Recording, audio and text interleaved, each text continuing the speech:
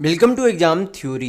SSC MTS 2019 में total आपके exam 39 shift में कराए गए थे, जिसके सारे मैथ के सॉल्यूशन आपको इस चैनल पर देखने को मिलेंगे। तो आज हम लोग इस वीडियो में 13/8/2019 के शिफ्ट 3 के सारे मैथ के प्रश्नों के सॉल्यूशन इस वीडियो में देखेंगे। तो वीडियो के अंत तक जरूर बने रहिएगा। तो अगर आप इस चैनल पर नए हैं तो हमारे चैनल को सब्सक्राइब जरूर कर ले। यह हमारा सोशल मीडिया प्लेटफॉर्म है, आप हमसे यहाँ भी जुड़ सकते हैं। इसके लिंक आपको इस वीडियो के डिस्क्रिप्शन बॉक्स में मिल जाएंगे। और इस वीडियो को अपने दोस्तों के साथ शेयर करना बिल्कुल भी नहीं भूलिएगा। ये जो है टोटल आपके इतनी शिफ्टों में एसएससी एमटीएस 2019 के एग्जाम कराए गए थे, जिसके 2/8/2019 के शिफ्ट 1 से लेकर के आपके 13/8/2019 के शिफ्ट 2 तक के सारे मैथ के प्रश्नों के सॉल्यूशन इस चैनल पर करा दिए गए हैं। तो सारे वीडियो आप हमारे चैनल के प्लेलिस्ट में जाकर देख सकते हैं। तो आज हम लोग इस वीडियो में 13/8/2019 के शिफ्ट 3 के सारे मैथ के प्रश्नों के सॉल्यूशन देखेंगे। तो चलिए बढ़ते आज के प्रश्नों की ओर। देखेंगे क्वेश्चन नंबर 1। यह आपका क्या है, ग्राफ वाले क्वेश्चन है। ग्राफ में यहाँ पर दिया गया है कि यह जो है तिलक 6 विभिन्न विक्रेताओं A B C D E तथा एफ द्वारा जो है 2 अलग अलग दुकानदारों जो है पी तथा क्यू को बेची गई वस्तुओं की संख्या को दर्शाती है। तो कुछ वस्तुएं जो है दूसरे विक्रेताओं के द्वारा भी जो है खरीदी जाती है। तो दुकानदार पी तथा क्यू द्वारा खरीदी गई कुल वस्तु जो है क्रमशः 300 तथा 500 है। तो यहाँ पर जो है क्या दिया गया, यहाँ पर जो है सारे सेलर के नाम दिए गए हैं और सभी सेलर का जो है पी जो है इतना बेचा जाता है, क्यू जो है इतना बेचा जाता है, वो सभी में यहाँ पर दिया गया है। तो यहाँ पर देखेंगे क्वेश्चन में पूछा क्या जा रहा है। क्वेश्चन में यहाँ पर पूछा जा रहा है कि विक्रेता सी द्वारा जो है दुकानदार क्यू को बेची गई वस्तुओं की कुल संख्या। तो दुकानदार जो है विक्रेता सी के द्वारा दुकानदार क्यू को जो है कितना जो है वस्तु बेचा गया, तो 44 वस्तु बेचा गया। कितना बेचा गया? 44 वस्तु बेचा गया। फिर बोला गया कि विक्रेता एफ द्वारा दुकानदार पी को वस्तुओं की बेची गई जो है कुल संख्या का कितना प्रतिशत है। तो हमें फिर क्या चाहिए, ये जो है एफ में जो पी दुकानदार को बेचा वो कितना बेचा, 55 वस्तुएं बेचा। तो वही आपसे पूछा जा रहा है कि 44 वस्तु जो है 55 वस्तु का कितना प्रतिशत है, यानी कि किससे तुलना करना है, हमें 55 से तुलना करना है। और वैल्यू हमें किस में चाहिए, परसेंट में वैल्यू चाहिए। तो 100 से गुना करेंगे, हल करेंगे, आपका आंसर आ जाएगा। तो 11 चौका आपका कितना होता है, 44, 11 25 आपका होता है 55, 5 से 100 काटेंगे तो कितना बार में चला जाएगा, 20 बार में चला जाएगा। 20 चौका आपका कितना होता है, 80, यानी कि 80% होता है। तो यहाँ पर आपका ऑप्शन नंबर 2 बिल्कुल सही होगा। देखेंगे नेक्स्ट क्वेश्चन, क्वेश्चन नंबर 2। यहाँ पर क्वेश्चन में दिया गया है कि किसी छात्र का 9 विषयों में औसत प्राप्त अंक 98 यानी कि 98 है। बाद में जो है जांचने पर पाया गया है कि एक विषय में अंकों को भूलवश जो है 68 के स्थान पर 86 कॉपी कर लिया गया था। तो आपसे पूछा जा रहा है कि छात्र द्वारा प्राप्त अंकों का सही औसत यानी कि एक्यूरेट जो है एवरेज क्या है, ये आपसे पूछा जा रहा है। तो यहाँ पर जो है लिया कितना, यानी कि लेना कितना था, 68 यानी कि 68 लेना था, लेकिन ले लिया कितना गया, 86 कॉपी ले लिया गया। यानी कि कितना अधिक ले लिया गया, तो 86 माइनस 68 करेंगे तो आपका कितना आएगा, यहाँ पर 18 आ जाएगा। कितना आएगा, 18 आएगा। जब 86 माइनस 68 करेंगे तो कितना आएगा, 18 आएगा। यानी कि 18 कॉपी क्या किया गया, अधिक ले लिया गया। कितने में, 9 विषयों में बोला जाए, अगर हम लोग औसत निकालना चाहे कि कितना जो है त्रुटि हुआ, यानी कि कितने की औसत की त्रुटि हो, यहाँ पर से निकाल सकते हैं। क्योंकि कुल मिलाकर अगर योग में कुल मिलाकर त्रुटि कितनी की हुई होगी, 18 कॉपियों की त्रुटि हुई होगी। तो औसत इसका यानी कि त्रुटि औसत यानी कि मिस्टेक एवरेज निकालने के लिए क्या करेंगे, टोटल विषय से भाग करेंगे। तो आपका कितना आ जाएगा, यानी कि 2 एवरेज इसके कारण क्या हो गया, अधिक ले लिया गया था। क्या किया गया, अगर 68 के जगह 86 लिया गया, यानी कि 18 कॉपी ज़्यादा लिया गया। और एवरेज निकालेंगे तो यहाँ पर से पता चलता है कि औसतन 2 कॉपी अधिक ले लिया गया था। तो औसतन जो है आपका औसत जो है यहाँ पर प्राप्त अंक कितना था, यहाँ पर 98 था। 2 अधिक ले लिया गया था, तो क्या करेंगे, 2 माइनस कर देंगे तो आपका कितना आ जाएगा, 96 यानी कि 96 आएगा। तो यहाँ पर आपका ऑप्शन नंबर 4 बिल्कुल सही होगा। तो अगर आपको वीडियो पसंद आ रहा है तो लाइक करते जरूर चलिएगा। देखेंगे नेक्स्ट क्वेश्चन, क्वेश्चन नंबर 3। यहाँ पर क्वेश्चन में दिया गया है कि विपरीत दिशाओं से आती हुई प्रत्येक 160 मीटर की लंबाई वाली 2 रेलगाड़ियाँ ने एक दूसरे को 9 सेकेंड में पार किया। यदि एक रेलगाड़ी ने 200 मीटर लंबे प्लेटफॉर्म को 18 सेकंड में पार किया तो उनकी गतियों का अनुपात यानी कि उनका जो स्पीड है उनका रेशियो में क्या आएगा, यानी कि उनके स्पीड का रेशियो वैल्यू क्या आएगा। तो यहाँ पर जो है सबसे पहले आपको पता होना चाहिए कि समय बराबर क्या होता है, दूरी बटा चाल होता है। समय बराबर आपको पता होना चाहिए कि समय बराबर क्या होता है, दूरी बटा चाल होता है। या फिर यहाँ पर जो हमें क्या निकालना है, चाल निकालना है। तो समय की हमें ज़रूरत नहीं, हमें निकालना क्या है, चाल निकालना है। तो चाल बराबर आपको पता होना चाहिए कि चाल बराबर क्या होता है, दूरी बटा समय होता है। यानी कि स्पीड बराबर क्या चाहिए, डिस्टेंस बाई टाइम होता है। तो ये आप हमेशा ध्यान रखिएगा। तो यहाँ पर जो है दिया गया है कि ये जो है सेकेंड लाइन को, पहले इस लाइन को हम लोग देखेंगे। तो यहाँ पर बोला गया है कि कितने लंबे प्लेटफॉर्म को पार करता है, 200 मीटर लंबे प्लेटफॉर्म को, और प्रत्येक ट्रेन की लंबाई कितनी है, 160 मीटर है। तो उस ट्रेन के द्वारा उस प्लेटफॉर्म को पार करने के लिए कितनी दूरी तय करना होगा, तो 200 मीटर प्लेटफॉर्म का प्लस जो उसे ट्रेन की लंबाई होगी उतनी दूरी भी उसे पार करना होगा। यानी कि हमें जो है एक रेलगाड़ी की, यानी कि मान लेते पहले रेलगाड़ी की चाल निकालने के लिए क्या करेंगे, दूरी बटा समय। तो कुल दूरी कितना है, 200 प्लस 160 यानी कि 360 कुल दूरी है। और समय कितना लगता है उतना दूरी को तय करने में, 18 सेकेंड। हल करेंगे तो आपका कितना आ जाएगा, यहाँ पर से 18 दूनी 36 यानी कि 20 मीटर पर सेकेंड किसकी चाल आ जाएगी, पहले वाली ट्रेन की चाल आ जाएगी। फिर जो है यहाँ पर से फिर जो है बोला गया कि ये जो है पहले वाले लाइन में देखेंगे, यहाँ पर बोला गया कि विपरीत दिशाओं में जब दो ट्रेन आती है, दोनों ट्रेन की लंबाई कितनी है, 160 मीटर ही है। यानी कि यहाँ पर से जो है, यहाँ पर से हमें क्या चाहिए, समय बराबर दूरी बटा चाल होता है। यहाँ पर से ये भी आपको ध्यान रखना होगा कि समय बराबर क्या होता है, दूरी बटा चाल। यहाँ पर ये भी आप ध्यान रखिएगा। तो समय बराबर क्या होता है, दूरी बटा चाल। तो यहाँ पर जो है कुल दूरी कितना हो जाएगा, दो ट्रेनें जो है आपस में एक दूसरे को पार करेंगे तो एक ट्रेन की लंबाई 160 और दूसरी ट्रेन की भी लंबाई 160 ही है। यानी कि कुल दूरी 320 मीटर हो जाएगी। और विपरीत दिशा में चल रही है तो दोनों का चाल क्या हो जाएगा, जुट जाएगा। दोनों का चाल क्या होगा, जुटेगा, यानी कि सम होगा। तो यहाँ पर क्या करेंगे, यहाँ पर 20 ये जो पहले ट्रेन वाली चाल आई है प्लस उसमें क्या कर देंगे, दूसरे ट्रेन की चाल करेंगे। तो दूसरे ट्रेन की चाल क्या मान लेते हैं, x मीटर पर सेकेंड मान लेते। तो ये आपका क्या हो गया, दूरी बटा चाल। विपरीत दिशा में चल रही थी तो चाल जुटेगा। तो दूरी बटा चाल बराबर क्या होता है, समय। तो समय कितना समय लगता है पार करने में, 9 सेकेंड लगता है। हल करेंगे, x का वैल्यू यहाँ से निकाल देंगे, यानी कि दूसरे ट्रेन का चाल आ जाएगा यहाँ पर से। तो आपका यहाँ पर से कितना आएगा, 320 बराबर 90 9 दूनी यानी कि 20 × 9 करेंगे तो 180 प्लस 9x।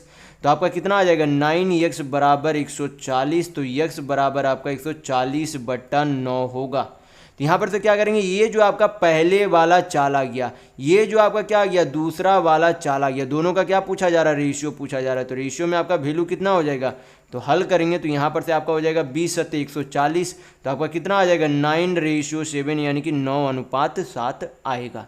तो यहाँ पर आपका ऑप्शन नंबर 4 बिल्कुल सही होगा। देखेंगे नेक्स्ट क्वेश्चन, क्वेश्चन नंबर 4। यहाँ पर क्वेश्चन में दिया गया है कि एक व्यक्ति जो है 160 किलोमीटर प्रति घंटा की गति से कार से किसी स्थान पर जाता है और धीमी गति से जो है वापस आता है।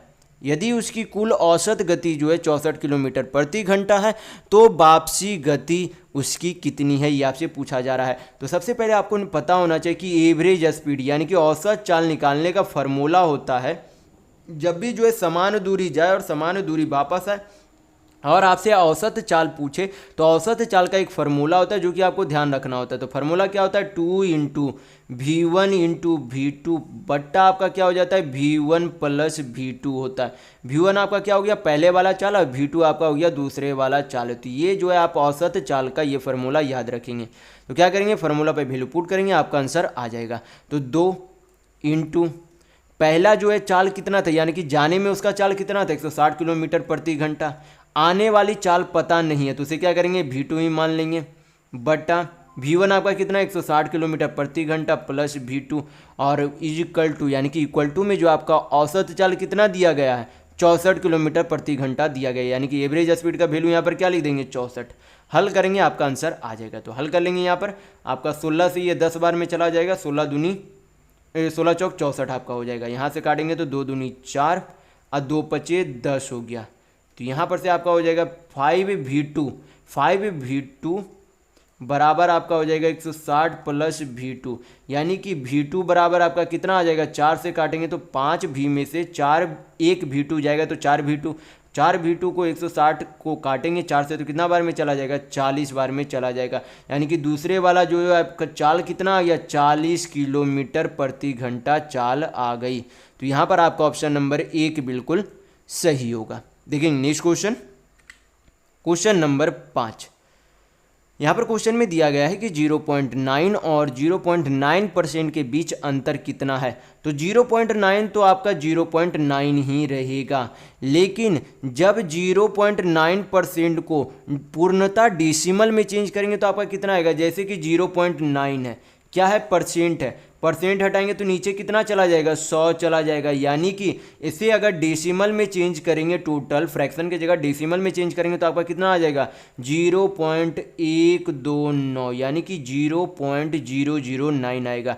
तो यही दोनों का क्या पूछा जा रहा है, अंतर, यानी कि 0.9 और 0.009 का क्या पूछा जा रहा है, डिफरेंस, यानी कि अंतर पूछा जा रहा है। तो क्या करेंगे, डिफरेंस निकालेंगे तो आपका कितना आएगा, 1, यहाँ पर से 9, यहाँ पर से 8, यानी कि 0.891 आएगा। तो यहाँ पर आपका ऑप्शन नंबर 1 बिल्कुल सही होगा। देखेंगे नेक्स्ट क्वेश्चन, क्वेश्चन नंबर 6। यहाँ पर क्वेश्चन में दिया गया है कि किसी कार्यालय में जो है 216 मेज और 264 कुर्सियाँ हैं। यदि 1/6 मेज और 1/4 कुर्सियाँ जो है टूटी हुई है तो कार्यालय में कितने लोग कार्य कर सकते हैं। यदि प्रत्येक व्यक्ति को एक मेज और एक कुर्सी की आवश्यकता होगी, तो हमें जो है सबसे पहले निकालना होगा कि टोटल जो है कार्यालय में कितने मेजों की संख्या बची हुई है और कितने कुर्सियों की संख्या बची हुई है। तो टोटल जो है, टोटल मेज कितना है, 216 है। उनमें से बोला कि 1/6 मेज क्या हो गए, टूट गए, यानी कि टोटल कितने मेज थे, 6 मेज थे, 6 यूनिट मेज थे, उनमें से 1 यूनिट मेज टूट गया, तो बचा हुआ जो है कितना यूनिट मेज है, तो 6 में से 1 गया, यानी कि 5 यूनिट अभी भी बचा हुआ। तो हल करेंगे तो आपका क्या निकल जाएगा, बची हुई मेजों की संख्या निकल जाएगी। तो हल करेंगे आपका कितना बार में चला जाएगा, 36 छक आपका 216 होता है, और 36 पचे आपका कितना होता है, 180, यानी कि 180 टोटल मेज बचे हुए हैं। फिर हम लोग क्या निकालेंगे, 264 कुर्सियाँ टोटल है, तो कितना कुर्सियाँ बचल है वो निकालेंगे। तो यहाँ पर दिया गया है कि 1/4, यानी कि कुल जितनी संख्या उसका 1/4 टूट गई, यानी कि टोटल जो है कुर्सियों की संख्या 4 यूनिट है, उनमें से 1 यूनिट टूट गई, तो कितनी बची हुई है, 3 यूनिट बची हुई है। क्या करेंगे, हल करेंगे तो बची हुई कुर्सियों की संख्या निकल जाएगी। हल कर लेंगे तो आपको कितना बार में जाएगा, 4 छक 24, 2 बचा तो 4 छक 24, 6 तिया 18, 6 तिया 18, 1 19, यानी कि 198 टोटल कुर्सी बची हुई है।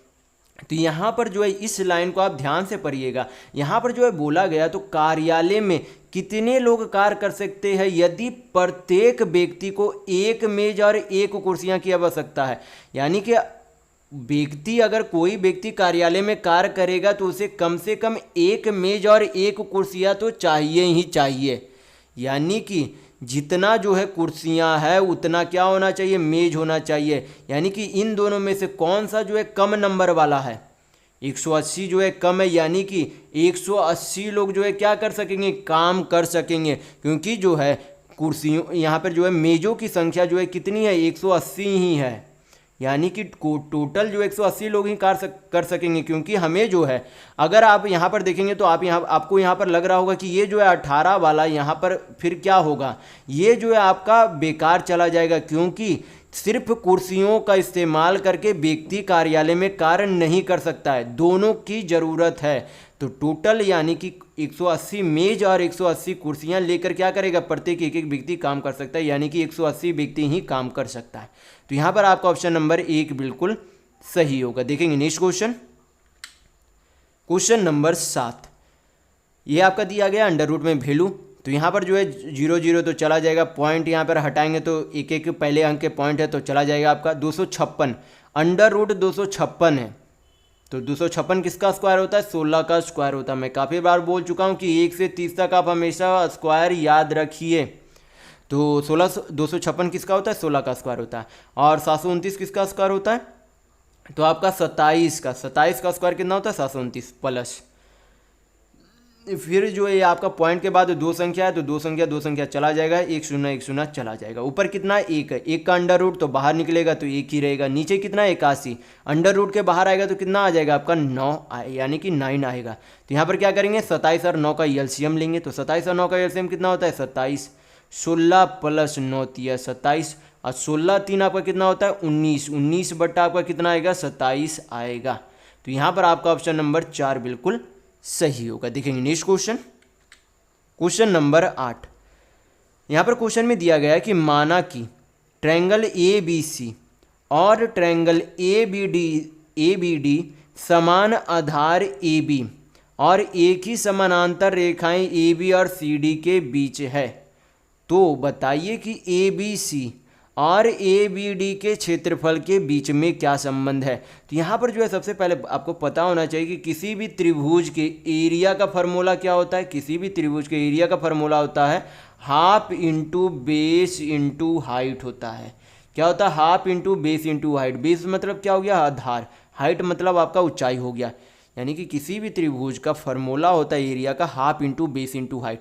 तो यहाँ पर बोला गया कि दोनों जो त्रिभुज है, जो ए बी सी त्रिभुज और ए बी डी त्रिभुज है, दोनों का आधार क्या है सेम है, दोनों का आधार क्या है सेम है। और यहाँ पर एक लाइन बोला गया कि वे जो दोनों जो है एक ही समानांतर रेखाएं ए बी और सी डी के बीच है, यानी कि दोनों का हाइट यानी कि ऊंचाई भी क्या हो जाएगा बराबर हो जाएगा।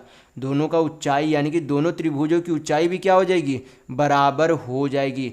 तो जब अगर दोनों ट्रायंगल का बेस यानी कि आधार भी समान है, हाइट यानी कि ऊंचाई भी समान है, तो दोनों का क्या हो जाएगा क्षेत्रफल भी समान होगा। यानी कि ए बी सी का एरिया क्या, ए बी सी का एरिया और ए बी डी का एरिया जो है क्या हो जाएगा आपका बराबर होगा। ए बी सी का एरिया और ए बी डी का एरिया क्या हो जाएंगे आपस में बराबर हो जाएंगे, क्योंकि दोनों का आधार और ऊंचाई क्या है आपस में बराबर है। देखेंगे नेक्स्ट क्वेश्चन, क्वेश्चन नंबर 9। यहाँ पर क्वेश्चन में दिया गया है कि कमल द्वारा एक कुर्सी जिस पर जो है इसकी लागत मूल्य 1500 रुपये है पर 25% छूट दिए जाने के बाद 15% लाभ प्राप्त करने के लिए अंकित मूल्य किए जाने वाला मूल्य क्या है, ये आपसे पूछा जा रहा है। तो यहाँ पर जो है सबसे पहले जो है मैं काफ़ी बार बता चुका हूँ कि किसी भी वस्तु का क्रय मूल्य खुद में कितना होता है 100% होता है। किसी भी वस्तु का क्रय मूल्य खुद में 100% होता है। तो बोला उसे कि 100% के सामान को जो है कितने के लाभ में बेच रहा है 15% के लाभ में बेच रहा है, यानी कि कितने में बेच रहा है तो 115% में बेच रहा है। फिर बोला कि उसे बेचने से पहले कितने की छूट देता है तो 25% की छूट देता है। तो 25% का फ्रैक्शन वैल्यू कितना होगा 1/4 होगा, यानी कि 4 यूनिट की कोई वस्तु को 1 यूनिट के छूट यानी कि डिस्काउंट में देता है। तो बेच कितने में रहा है 4 का सामान 1 का डिस्काउंट यानी कि उसे 3 यूनिट में बेच रहा है। हमें क्या चाहिए मार्क्ड परसेंट चाहिए, यानी कि मार्क्ड प्राइस का परसेंट वैल्यू चाहिए। तो आपका क्या करेंगे 4 यूनिट आपका क्या है मार्कअप यानी कि मार्क्ड प्राइस है, तो 4 से गुना करेंगे, हल करेंगे तो आपका क्या निकल जाएगा परसेंट वैल्यू निकल जाएगा। तो आपका यहाँ पर कितना आएगा परसेंट में वैल्यू आपका यहाँ पर 3 से तो कटेगा नहीं, तो आपको यहाँ पर गुना कर देंगे तो कितना आएगा 15 चौक 60 यानी कि 460/3% आपका क्या हो जाएगा मार्क्ड प्राइस वैल्यू होगा। तो हमें क्या निकालना है 150 का, यानी कि सॉरी 150 नहीं 1500 का क्या निकालना है 460/3% निकालना है। तो 1500 का 460/3% हटाएंगे तो नीचे कितना चला जाएगा 100 यानी कि 300 हो जाएगा। हल करेंगे आपका आंसर आ जाएगा। तो हल कर लेंगे यहाँ पर से 1500 को 300 से काटेंगे तो कितना बार में चला जाएगा 5 बार में चला जाएगा। हल करेंगे तो 0 6 5 30 3 और 5 चौक 20 और 3 आपका कितना हो जाएगा 23, यानी कि उस वस्तु का अंकित मूल्य कितना है 2300 रुपये। तो यहाँ पर आपका ऑप्शन नंबर 2 बिल्कुल सही होगा। तो ये तो आपका हो गया थोड़ा सा लॉन्ग मेथड, लेकिन अगर आप इसे डायरेक्ट बनाना चाहते हैं तो इस तरीके से बना सकते हैं, जैसे कि इस वस्तु का जो है लागत मूल्य कितना है 1500 रुपये है, वस्तु का लागत मूल्य कितना है 1500 रुपये, और उसे जो है बेचना कितने में चाहता है 15% के लाभ में बेचना चाहता है, यानी कि कितने में बेचना चाहता है तो 115% में बेचना चाहता है। और किसी वस्तु का अंकित मूल्य जो है खुद में, किसी भी वस्तु का अंकित मूल्य खुद में 100% होता है, तो 100% के समान 25% के छूट में यानी कि कितने में बेच रहा है 75% में बेच रहा है। हल करेंगे यहाँ से आपका क्या निकल जाएगा मार्क्ड प्राइस निकल जाएगा, इतना ही मात्र करने से। तो हल करेंगे तो आपका कितना आ जाएगा 75 दूनी 150 यानी कि 20।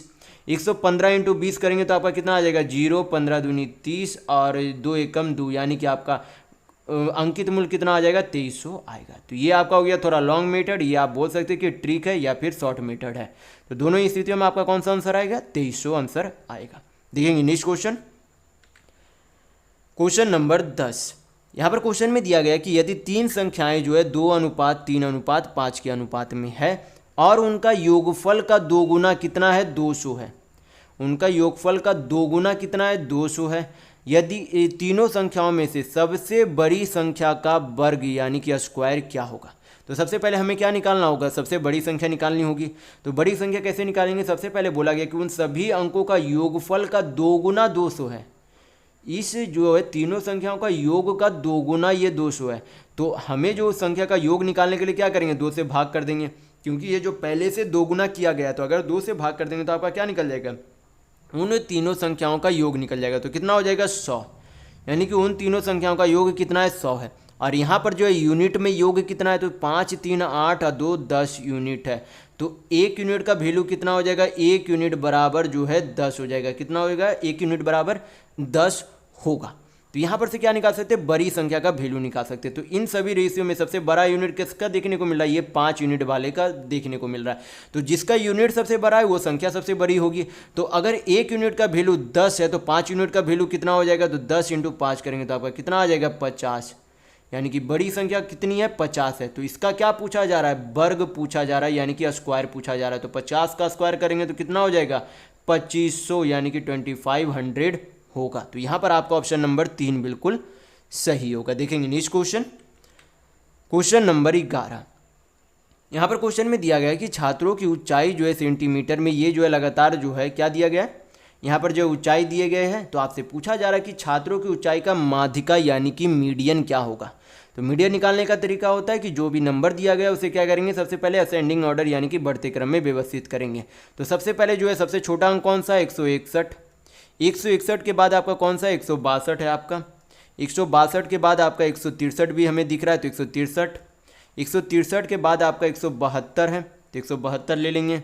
फिर जो है 180 है आपका, फिर आपका 185 है, फिर आपका कितना है 190 यानी कि 190 है। तो टोटल ऊपर कितने थे 3 3 6 1 7, नीचे भी आपका 3 3 6 1 7 है। तो बिल्कुल ये आपका क्या है सही है।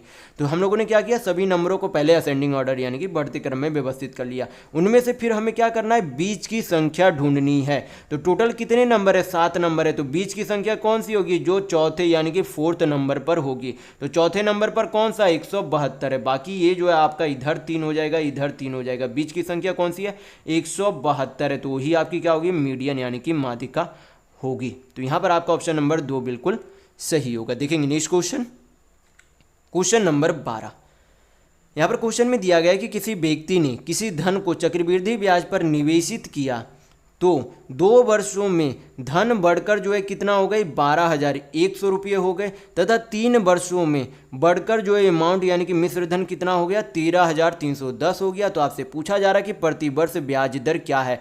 मैं जो है इस तरीके का मैथ जो है चक्रवृद्धि ब्याज यानी कि कंपाउंड इंटरेस्ट का जो मैंने फुल सॉल्यूशन का वीडियो डाला था RS अग्रवाल का, उसमें मैंने इस तरीके के मैथ को काफ़ी बेहतर तरीका से बताया है। तो अगर आप इस तरीके के मैथ बनाने के लिए नहीं जानते तो आप उस वीडियो को जरूर एक बार देखिएगा, आपको पूरा जो है बेहतर तरीके से समझ में आ जाएगा।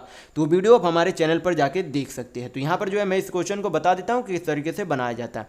यहाँ पर जो है जब समय यानी कि टाइम आपका 1 वर्ष का अंतर हो, जब समय में आपका 1 वर्ष का अंतर हो तो क्या करेंगे, रेट यानी कि दर निकालने के लिए सबसे पहले अमाउंट का अंतर निकालेंगे यानी कि मिश्र धन का अंतर निकालेंगे।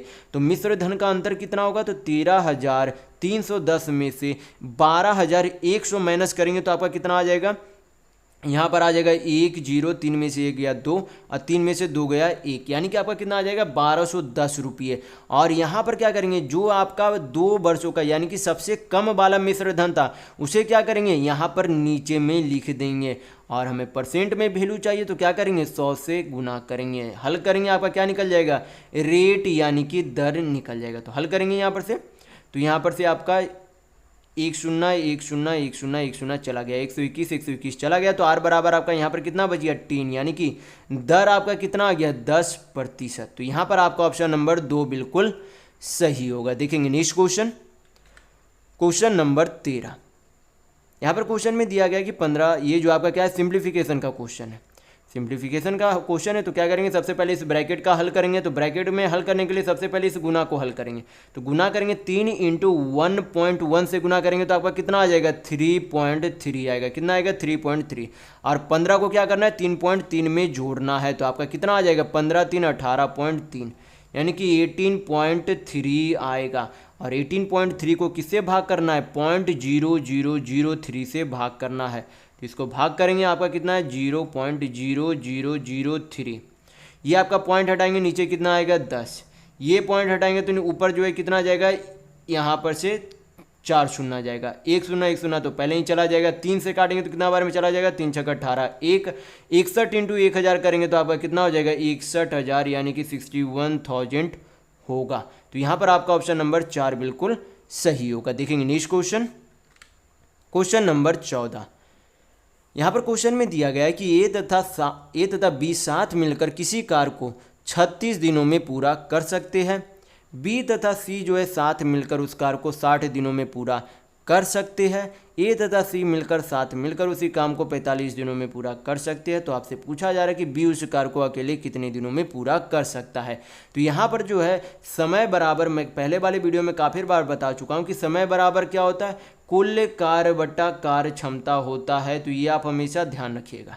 तो यहाँ पर क्या करेंगे, यहाँ पर बोला गया कि ए और बी साथ मिलकर, ए और बी जो है साथ मिलकर कितने दिनों में काम को कर सकते हैं 36 दिन में। बी और सी जो है साथ मिलकर कितने दिनों में कर सकते हैं 60 दिनों में। और ए और सी जो है साथ मिलकर कितने दिनों में कर सकते हैं 45 दिनों में कर सकते हैं। तो यहाँ पर क्या करेंगे 36 का 45 का और 60 का क्या करेंगे एलसीएम लेंगे। तो 36 60 और 45 का एलसीएम यानी कि लघुत्तम कितना होगा 180 होगा। 180 को जब 36 से भाग करेंगे तो कितना आएगा 5 आएगा। 136 को 60 से भाग करेंगे तो 3 आएगा। 180 को 45 से भाग करेंगे तो कितना आएगा 4 आएगा। यानी कि यहाँ पर से हमें पता चलता है कि ए बी मिलकर 5 यूनिट काम करता है, बी सी मिलकर एक दिन में 3 यूनिट काम करता है और ए सी मिलकर एक दिन में 4 यूनिट काम करता है। तो यहाँ पर से हल करेंगे तो आपका क्या निकलेगा, यहाँ पर से आपका निकलता है कि एक दिन में, यहाँ पर जो है ये जो आपका जो इफिशियंसी निकला वो आपका इधर जोड़ेंगे तो यहाँ पर से क्या पता चलेगा कि ये जो है 2 बार ए है, 2 बार बी है, 2 बार सी है, 2 बार ए है, 2 बार बी है, 2 बार क्या है सी है। और टोटल जो है इफिशियंसी कितना दिया गया 5 3 8 4 12। तो यहाँ पर से क्या निकाल सकते हैं तीनों का जो है कुल मिलाकर इफिशियंसी यानी कि कार्यक्षमता निकल सकता है यहाँ पर से। तो कुल जो है तीनों का मिलाकर कार्यक्षमता कितना हो जाएगा, तो ए प्लस बी प्लस सी 2 से 12 काटेंगे तो कितना बार में चला जाएगा 6 बार में। यानी कि तीनों मिलकर जो है कितना यूनिट काम करता है तो 6 यूनिट काम करता है। तो हमें समय किसका चाहिए बी का समय चाहिए। तो हमें इफिशियंसी भी किसका पता करना होगा बी का पता करना होगा। तो यहाँ पर से बोला गया था कि ए और सी मिलकर एक दिन में 4 काम करते हैं और जब तीनों मिल जाते हैं तो कितना काम होता है 6 काम होता है। यानी कि जब इसमें बी शामिल नहीं है तो केवल 4 काम होता है, लेकिन जब उसमें बी भी शामिल हो जाता है तो रोज जो है कितना काम होता है 6 काम होता है। यानी कि अगर बी शामिल नहीं हो तो कितना काम जो है, यानी कि बी जो है कितना काम करता है तो 6 - 4 करेंगे तो कितना आएगा 2। यानी कि बी जो है अकेले एक दिन में 2 काम करता है। तो बी को जो है करना कितना काम है, ये जो एलसीएम आपका आता है वही आपका क्या होता है टोटल वर्क होता है। यानी कि बी को करना कितना काम है 180 काम करना है। कितने की कार्य क्षमता से करेगा 2 की कार्य क्षमता से करेगा। हल करेंगे आपका क्या निकल जाएगा बी का समय निकल जाएगा। तो हल करेंगे 2 से 180 काटेंगे तो कितना बार में चला जाएगा 90 बार में। यानी कि बी उस कार्य को कितना दिनों में पूरा कर सकता है तो 90 दिन में पूरा कर सकता है। तो यहाँ पर आपका ऑप्शन नंबर 4 बिल्कुल सही होगा। देखेंगे नेक्स्ट क्वेश्चन, क्वेश्चन नंबर 15। यहाँ पर क्वेश्चन में दिया गया है कि यल अनुपात यम अनुपात यन का वैल्यू कितना है 1:2:4 है। तो इसका जो है वैल्यू बताइएगा क्या होगा। तो यहाँ पर क्या कर लेंगे, एक यल को जो है मान लेंगे 1 यूनिट है, यम को मान लेंगे 2 यूनिट है, यन को मान लेंगे क्या 4 यूनिट है। क्या करेंगे वैल्यू यहाँ पर सभी का रखेंगे। तो यल का वैल्यू कितना 1 का स्क्वायर करेंगे तो कितना होगा 1 × 5 करेंगे तो कितना आएगा 5 प्लस यम स्क्वायर यम कितना है 2 का स्क्वायर करेंगे तो कितना होगा 2 दूनी 4 प्लस यन कितना आपका 4 यन का स्क्वायर करेंगे तो कितना होगा 4 × 16 सभी को जोड़कर क्या निकाल लेंगे, अंडर रूट। तो आपका कितना आ जाएगा, 5 4 9 16 9 आपका कितना होता है, √25। तो √25 का जब बाहर निकाला जाएगा तो किसका वैल्यू होगा, 5 का वैल्यू होगा। तो यहाँ पर आंसर में आपका क्या होगा, 5 यल होगा, क्योंकि यल जो है यहाँ पर कितना था, 1 यूनिट था। यानी कि अगर 5 यल को 5 इंटू यल जो है कितना था, 1 था, यानी कि 5 इंटू 1 भी करेंगे तो आपका कितना आ जाएगा, वापस 5 आएगा। यानी कि यहाँ पर से क्या होगा, 5 बिल्कुल सही आंसर होगा। तो यहाँ पर आपका ऑप्शन नंबर 1 बिल्कुल सही है। देखेंगे नेक्स्ट क्वेश्चन, क्वेश्चन नंबर 16। यहाँ पर क्वेश्चन में दिया गया है कि कोई ठेकेदार जो है किसी सड़क को 60 दिनों में बनाने का ठेका लेता है और 105 मजदूर को काम पर लगाता है। उसे जो है 25 दिनों के बाद लगा कि 1/3 काम जो है पूरा हो गया है, तो बचे हुए काम को समय में पूरा करने के लिए उसे कितने और मजदूर जो है लगाने की आवश्यकता है, ये आपसे पूछा जा रहा है। तो टोटल जो है कितना काम अभी तक हो चुका है, 1/3, यानी कि टोटल काम है कितना, यानी कि टोटल वर्क 3 यूनिट है और किया जा चुका काम कितना है, किया जा चुका काम 1 यूनिट है। यानी कि 3 काम करना था, 1 यूनिट किया, 2 काम अभी भी बचा हुआ है। तो यहाँ पर जो एक फार्मूला होता है जो कि आपको ध्यान रखना होता है, फार्मूला क्या होता है, man into days by work. Man into days by work, ये आपका क्या हो जाता है, ये बराबर होता है man into days by work. तो ये फार्मूला आप हमेशा याद रखिएगा। क्या करेंगे, वैल्यू पुट करेंगे, आपका आंसर आसानी से आ जाएगा। तो यहाँ पर जो है बोला गया कि 25 दिनों तक कितने लोग काम करते, 105 मजदूर काम करते हैं। तो 25 दिनों तक कितने मजदूर काम किए, 105 मजदूर काम किए। और जो है उतना दिनों में कितना काम हुआ, टोटल 3 काम था, हुआ कितना काम, 3 में से 1 काम हुआ, तो नीचे 1 काम बराबर कर देंगे।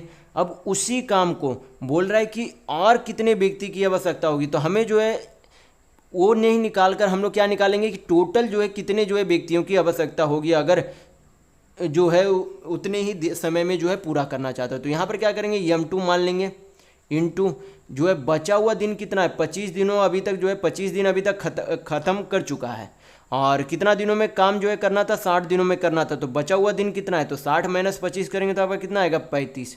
यानी कि 35 दिन अभी और बचा हुआ है जिनमें पूरा काम खत्म करना। और कितना काम बचा हुआ है, तो 3 में से 1 किया जा चुका है, तो बचा हुआ काम 2 है।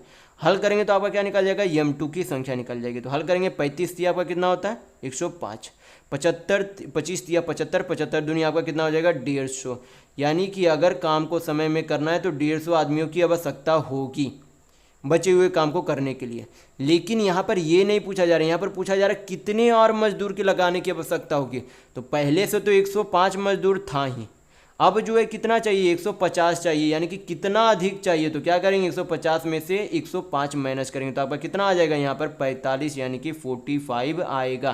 तो यहाँ पर से हमें पता चलता है कि अगर काम को समय में पूरा करना है तो 45 व्यक्तियों की और आवश्यकता होगी। देखेंगे नेक्स्ट क्वेश्चन, क्वेश्चन नंबर 17। यहाँ पर क्वेश्चन में दिया गया है कि 50,000 की राशि का कुछ भाग 4% तथा शेष भाग जो है 5% प्रतिवर्ष की दर से उधार लिया गया। यदि औसत वार्षिक ब्याज दर 4.6% है तो राशि के दोनों भाग जो है कितने होंगे, रुपया में आपसे पूछा जा रहा है। तो इस तरीके के प्रश्न को सबसे बेहतर तरीका होता है एलिगेशन से बनाने का।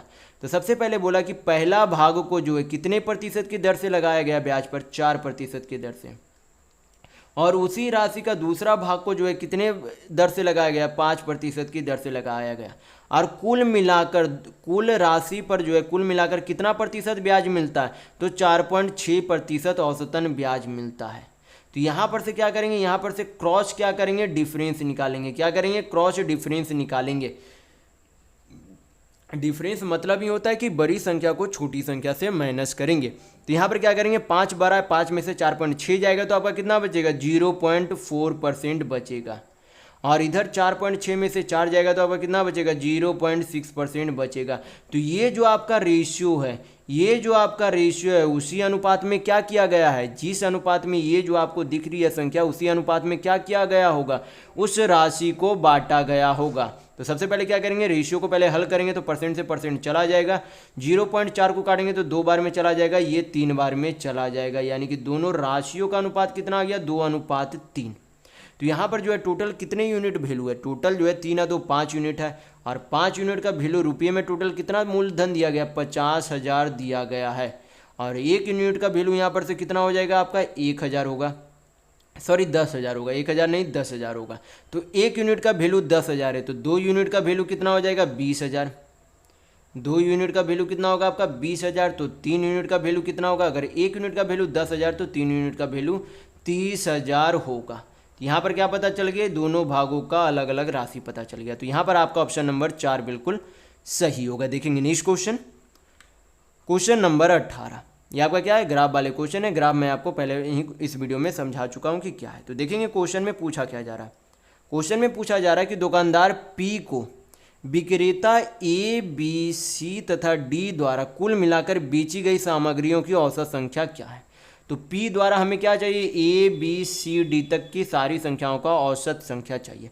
तो A के द्वारा जो है 45 वस्तु बेची गई, B के द्वारा 53, C के द्वारा 28 और D के द्वारा 38 बेची गई। सभी का क्या करेंगे, पहले योग निकालेंगे। तो आपका कितना आ जाएगा, 5 3 8, 8 3 24, 4 हाथ में 2, 5 और 9 2 11 3, 11 3 14, 2 बचा हुआ था यानी कि 16। औसत चाहिए तो टोटल कितने जो है, टोटल कितने सेलर थे, 4 सेलर थे, तो 4 से भाग करेंगे तो आपका कितना आ जाएगा, यहाँ पर काटेंगे तो 4 चक 16 1, यानी कि आपका औसत जो है सामग्रियों का औसत संख्या कितना आएगा 41 यानी कि 41 आएगा। तो यहाँ पर आपका ऑप्शन नंबर 4 बिल्कुल सही होगा। देखेंगे नेक्स्ट क्वेश्चन, क्वेश्चन नंबर 19।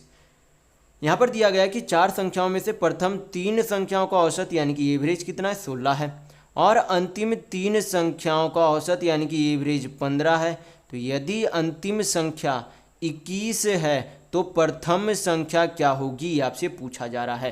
तो यहाँ पर जो है सबसे पहले क्या निकाल सकते हैं, पहली संख्या, दूसरी संख्या और तीसरी संख्या का योग निकाल सकते हैं, क्योंकि यहाँ पर बोला गया कि तीनों संख्याओं का औसत कितना है 16 है।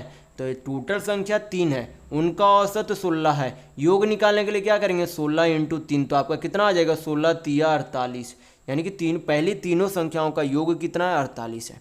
फिर बोला गया कि अंतिम 3 संख्या, तो अंतिम 3 संख्या कौन सी हो जाएगी, दूसरी, तीसरी और चौथी होगी। उनका जो है औसत कितना दिया गया 15, तो औसत 15, टोटल 3 संख्याएं, तो योग कितना हो जाएगा, तो 15 3 45 हो जाएगा। कितना होगा 45 हो जाएगा। तो इनमें से बोला गया कि अंतिम संख्या क्या है 21 है। तो अगर इस चौथे वाले संख्या को माइनस कर दे, जो यहाँ पर जो अंतिम संख्या कौन सी है, चौथा वाला संख्या, तो अंतिम संख्या बोला गया कि यहाँ पर 21 है। तो अगर तीनों संख्याओं में से चौथी संख्याओं का अंक जो है माइनस कर दे तो क्या निकल जाएगा, यहाँ पर से दूसरा और तीसरा के अंकों का योग निकल जाएगा। तो दूसरा और तीसरा का अंकों का योग कितना होगा, 45 - 21 करेंगे तो आपका कितना होगा 24 होगा, यानी कि पहली और दूसरी संख्याओं का योग कितना निकल गया 24।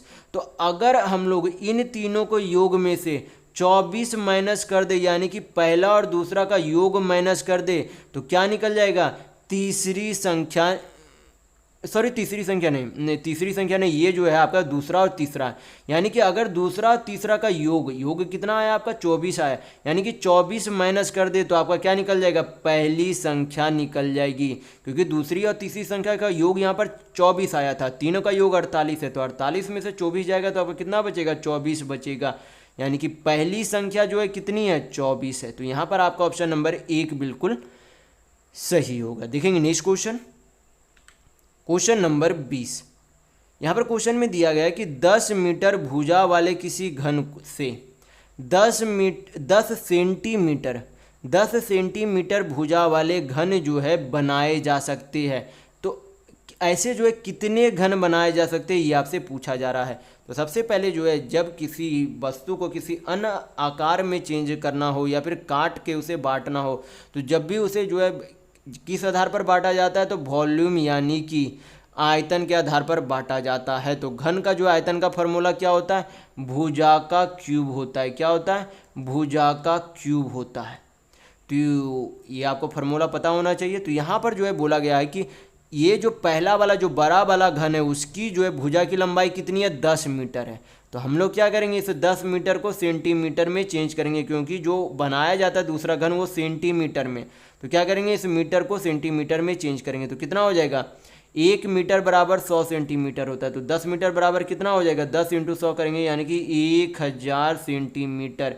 यानी कि बड़े वाला घन का जो है भुजा की लंबाई कितनी है, तो 1000 सेंटीमीटर है। तो क्या करेंगे, यहाँ पर से हल करेंगे, आपका आंसर आ जाएगा। सबसे पहले क्या करेंगे, भरे वाले घन का वॉल्यूम निकालेंगे। तो कितना हो जाएगा, भुजा अगर 1000 है तो क्या करेंगे, 1000 को 3 बार गुना करेंगे, 1000 × 1000 × 1000 हो गया। भागा किससे कर देंगे, छोटे वाले घन से भाग कर देंगे। तो आपका जो ऐसे कितने घन बनने चाहिए वो संख्या प्राप्त हो जाएगी। तो इसका भी जो है भुजा क्यों होगा, यानी कि 10 × 10 × 10 आपका होगा। तो 3 शून्य से यहाँ पर 1000 चला गया। तो 1000 × 1000 करेंगे तो आपका कितना शून्य हो जाएगा, 6 शून्य होगा। यानी कि टोटल जो है आपके यहाँ पर से लाख, 10 लाख, इकाई दाई सैकड़ा हज़ार, 10,000, लाख, 10 लाख, यानी कि टोटल जो है ऐसे मिलाकर जो है कुल कितने घन बनाए जा सकते हैं, तो 10 लाख घन बनाए जा सकते हैं। देखेंगे नेक्स्ट क्वेश्चन, क्वेश्चन नंबर 21। यहाँ पर क्वेश्चन में दिया गया है कि किसी बस का प्रत्येक पहिया जो है प्रति सेकंड 7 चक्कर काटता है। यदि पहिए का व्यास यानी कि डायमीटर 56 सेंटीमीटर है तो बस की गति कितनी होगी सेंटीमीटर पर सेकंड में, ये आपसे पूछा जा रहा है। तो यहाँ पर जो है सबसे पहले क्या निकालेंगे, एक पहिए का आयतन यानी कि उसका जो है पेरीमीटर यानी कि परिधि निकालेंगे। तो इसका जो है परिधि जो है कितना होता है, परिधि का फार्मूला क्या होता है, तो परिधि का है यानी कि पेरीमीटर का जो है फार्मूला क्या होता है, 2πr होता है। क्या होता है, 2πr होता है। तो क्या करेंगे, पहले वैल्यू पुट करेंगे तो आपका कितना आएगा, 2 पाई को क्या लिख सकते हैं, 22/7। ये आपका क्या दिया गया, व्यास दिया गया। तो व्यास का आधा आपका क्या होता है, त्रिज्या होता है। यानी कि व्यास अगर 56 सेंटीमीटर है तो त्रिज्या आपकी कितनी हो जाएगी, 28 सेंटीमीटर होगी। तो त्रिज्या आपकी कितनी आ गई, 28 सेंटीमीटर। और ये बोलता है कि प्रति सेकंड में कितना चक्कर लगा लेते, तो 7 चक्कर लगा लेते। तो इंटू 7 करेंगे तो क्या निकल जाएगा, ये आपका चाल निकल जाएगी कि प्रति सेकंड में कितने सेंटीमीटर की दूरी जाती है। तो हल करेंगे, यहाँ पर से 7 में से 7 चला जाएगा तो गुना करेंगे, आपका हो जाएगा 22 दूनी 44, 28 चौका आपका 112, तो 2 11, 112 और 11 आपका कितना हो जाएगा, 123 होगा। यानी कि कुल मिलाकर जो है 1 सेकंड में उसके द्वारा 1232 सेंटीमीटर की दूरी तय की जाती है। तो यहाँ पर आपका ऑप्शन नंबर 1 बिल्कुल सही होगा। देखेंगे नेक्स्ट क्वेश्चन, क्वेश्चन नंबर 22। यहाँ पर क्वेश्चन में दिया गया है कि 15 मीटर 17 सेंटीमीटर लंबे तथा 9 मीटर 43 सेंटीमीटर चौड़े फर्श पर बिछाने के लिए कम से कम कितने वर्गाकार टाइल्स की जो है आवश्यकता होगी। तो सबसे पहले क्या करेंगे, पूरा को जो है सेंटीमीटर में चेंज कर लेंगे। तो 15 मीटर 17 सेंटीमीटर है तो आपका कितना हो जाएगा, 1517 सेंटीमीटर हो जाएगा। क्योंकि 15 मीटर को सेंटीमीटर में चेंज करेंगे तो 1500 सेंटीमीटर प्लस 17 मीटर यानी कि 1517 सेंटीमीटर। इसको भी चेंज करेंगे तो कितना हो जाएगा, 943 सेंटीमीटर हो जाएगा। फिर क्या करेंगे, इन दोनों का एचसीएफ यानी कि महत्तम निकालेंगे। तो इन दोनों का एचसीएफ क्या होगा, इन दोनों का डिफरेंस ही उसका एचसीएफ होगा, या फिर उसके डिफरेंस का एक फैक्टर क्या बनेगा, एचसीएफ बनेगा इन दोनों संख्याओं का। तो दोनों का डिफरेंस यहाँ पर से कितना हो जाएगा आपका, 7 में से 3 गया 4, यहाँ पर हो गया 7 4 11 और यहाँ पर से हो गया 14 में से 9 गया यानी कि 5। यानी कि दोनों संख्याओं का डिफरेंस यानी कि अंतर कितना आएगा, तो 574 आएगा। कितना आएगा, 574 आएगा। तो क्या 574 जो है इन दोनों की संख्याओं को काटती है, तो नहीं काटती है। तो यहाँ पर जो है आपकी कौन सी संख्या काटेगी, यहाँ पर देखेंगे तो 5 4 9 16। यानी कि ये जो आपका क्या हो रहा है, ये जो है 574 जो है 41 भी इसका क्या है, फैक्टर है।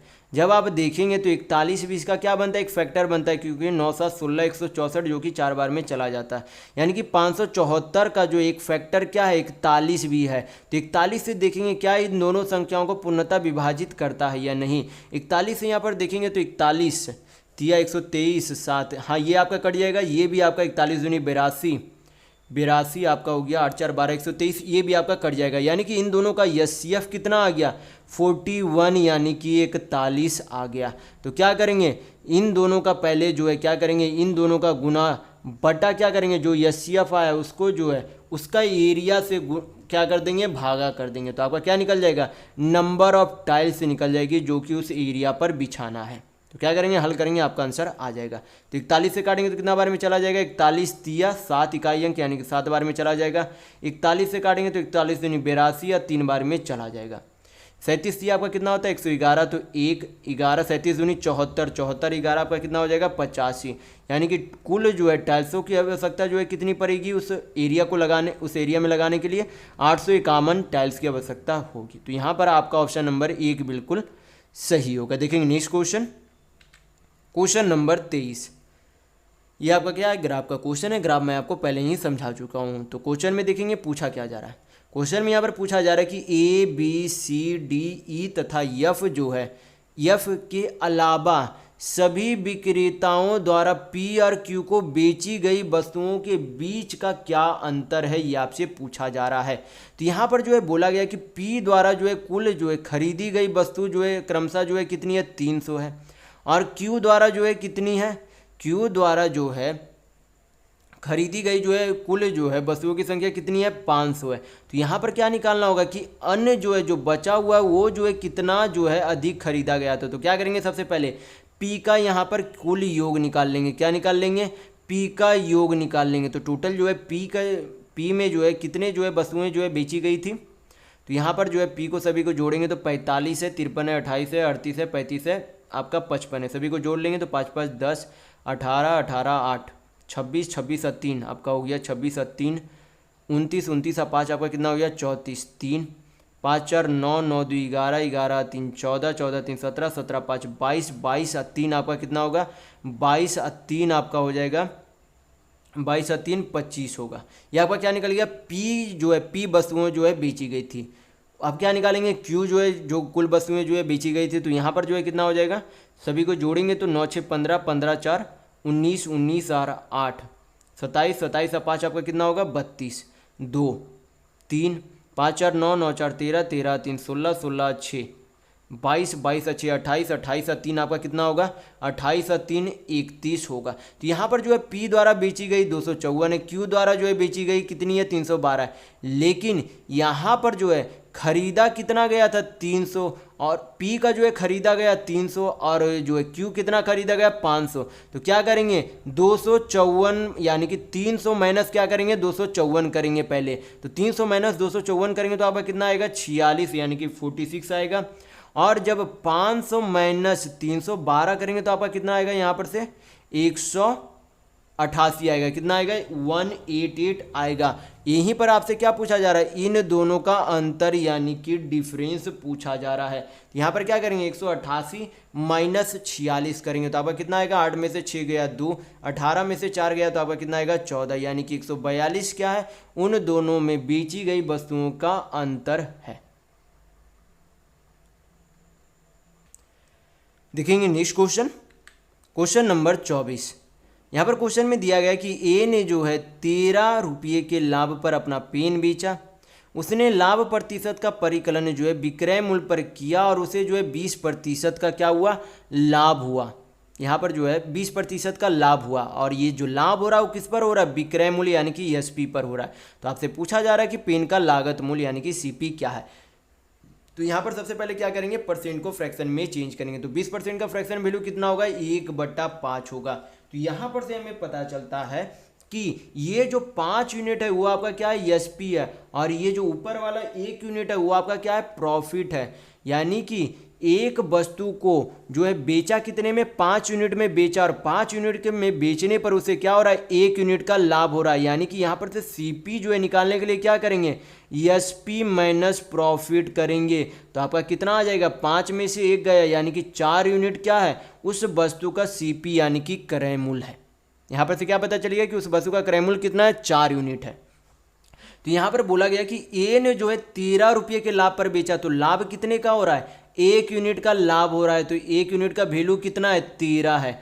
हमें चाहिए क्रय मूल्य यानी कि 4 यूनिट का वैल्यू चाहिए। तो 1 यूनिट का वैल्यू 13 है, तो 4 यूनिट का वैल्यू निकालने के लिए क्या करेंगे, 13 × 4 करेंगे। तो आपका कितना हो जाएगा, 13 चौक 52 होगा। यानी कि उस वस्तु का लागत मूल्य कितना है, 52 रुपये है। देखेंगे नेक्स्ट क्वेश्चन, क्वेश्चन नंबर 25। यहाँ पर क्वेश्चन में दिया गया है कि किसी वस्तु के लागत मूल्य तथा विक्रय मूल्य का अनुपात कितना है, C अनुपात D है। यदि D C का 150% है तो लागत मूल्य पर लाभ प्रतिशत कितना होगा, ये आपसे पूछा जा रहा है। तो 150% को फ्रैक्शन में चेंज करेंगे तो 150% का फ्रैक्शन वैल्यू कितना होता है, 3/2 होता है। यानी कि यहाँ पर बोला जा रहा है कि D जो है C का कितना है, 3/2 है। यानी कि लिख सकते हैं कि D/C आपका कितना है, 3/2 है। यानी कि D जो है कितना यूनिट है, 3 यूनिट है। C जो है कितना है, 2 यूनिट है। तो यहाँ पर बोला गया कि लागत मूल्य क्या है, C है। C जो है वो आपका क्या है, लागत मूल्य है। और D जो आपका क्या है, विक्रय मूल्य है। यानी कि लागत मूल्य कितना है, 2 यूनिट, विक्रय मूल्य कितना है, 3 यूनिट। यानी कि 2 का सामान कितने में बेच रहा है, 3 में बेच रहा है। तो 2 का सामान 3 में बेच रहा है, यानी कि 1 यूनिट का लाभ हो रहा है। और लाभ प्रतिशत हमेशा किस पर निकाली जाती है, क्रय मूल्य पर। तो क्रय मूल्य कितना है, 2 यूनिट। परसेंट में वैल्यू चाहिए तो क्या करेंगे, 100 से गुना करेंगे। हल करेंगे, आपका आंसर आ जाएगा। तो 2 से 100 काटेंगे, कितना बार में चला जाएगा, 50 बार में। यानी कि यहाँ पर से हमें पता चलता है कि कुल मिलाकर उसे जो है कितना लाभ होता है, तो 50% का लाभ होता है। तो यहाँ पर आपका ऑप्शन नंबर 1 बिल्कुल सही होगा। तो इस वीडियो में बस इतना ही। अगर आपको वीडियो पसंद आया तो लाइक कीजिएगा, नए हैं तो चैनल को सब्सक्राइब जरूर कर लीजिएगा। ये हमारा सोशल मीडिया प्लेटफॉर्म है, आप हमसे यहाँ भी जुड़ सकते हैं। इसके लिंक आपको इस वीडियो के डिस्क्रिप्शन बॉक्स में मिल जाएंगे।